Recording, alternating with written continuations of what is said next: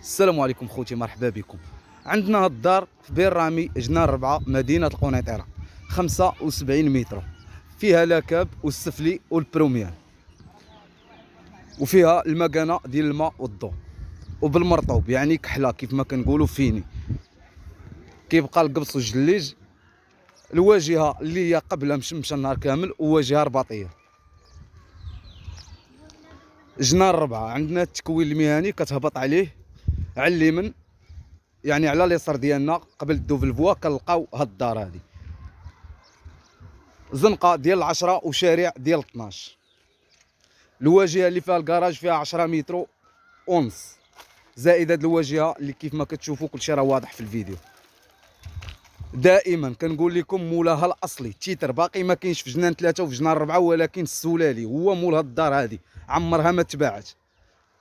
الطلب ديالها 78 مليون وقابله للنقاش، شي حاجه اللي هي قليله، يعني راه الخدمه خوتي اللي هي متقونه. لاكاب الخدمه خوتي كيف ما بحكم التجربه، ولد الشعب واسط وبناي بمدينه القنيطره. لاكاب راه بالفوال لان مولا يعني كان بانيها على ذوقه وعلى النفس كيف ما حسب معايا. باش طلعات راه اثمنه، باش طلعات اللي هي غاليه وبنى في وقت العام اللي كانت غاليه.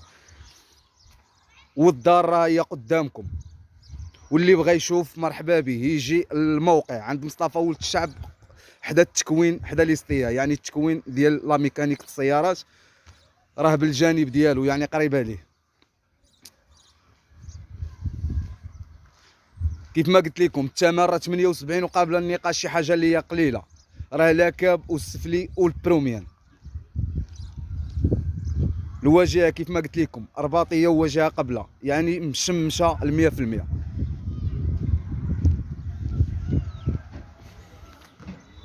06 82 36 20 90. اللي بغى يبيع شي بقعه ارضيه بتجزئه البحيره ولا بير رامي ولا عين سبع وعجباتو المعامله ديال مصطفى ولد الشعب، ما عليه الا يصيفط لي المعلومات في الواتساب 06 99 69 03 39.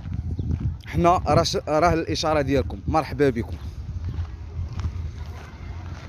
واللي عجباتو هاد الدار ما عليه الا يتواصل مع ولد الشعب، يعني كنمشيو ان شاء الله لعين المكان، وغادي ان شاء الله ندخلوا نشوفوا الصاله والخدمه كيف راه دايره. الوثائق راها كامله مكموله كيف ما كنقول لكم دائما، وكل شيء راه واضح.